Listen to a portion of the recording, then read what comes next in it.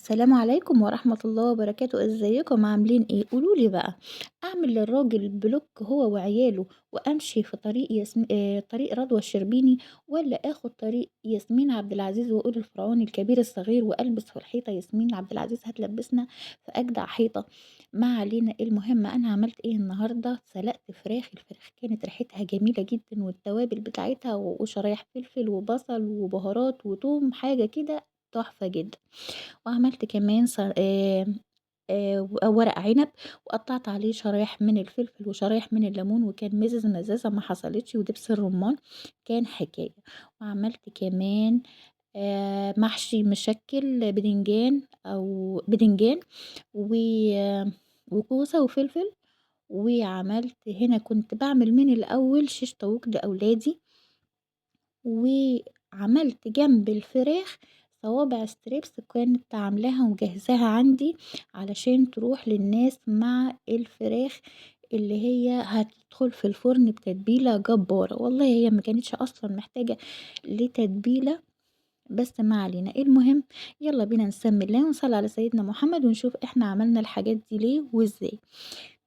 قاعدة كده اللهم صل وسلم وبارك على سيدنا محمد وآله وصحبه أجمعين.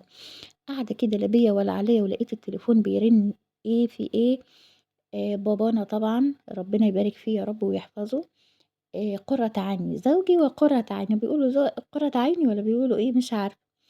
المهم آآ اتصل عليَّ وقال إن هو اترقى يعني في الشغل أو خد منصب كويس، فالمفروض إن هو زمايله حكموا عليه إن هو يعمل لهم غدا أو يجيب لهم أكل جاهز.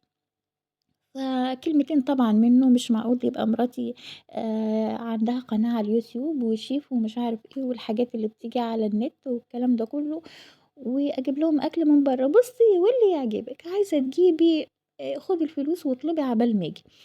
أنا قدّامي ساعتين بالضبط وهاجي. قُلت له: "يا سلام! حاضر بس تعالَ ويحلّها ربنا." أسيبه طبعًا؟ لأ، لأ طبعًا ما اسيبوش.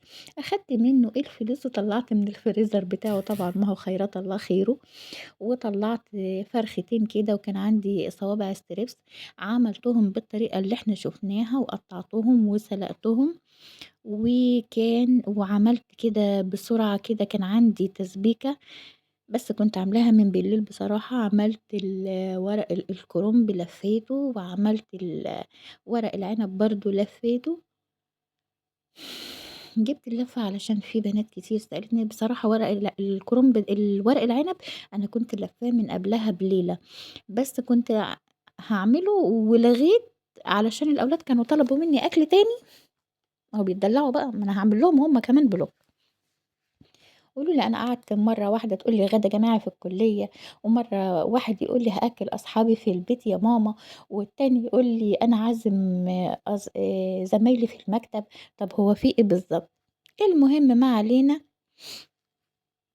وما رضيتش أزعّله والتسبيكة دي طبعًا كنت باعملها من بالليل فصوّرتها وريتها لكم، ومسكت البصل وحطيت عليه توم وبعد كده حطيت الطماطم، اتسبّكت وخدت منها بقى للفراخ وخدت منها للمحشي.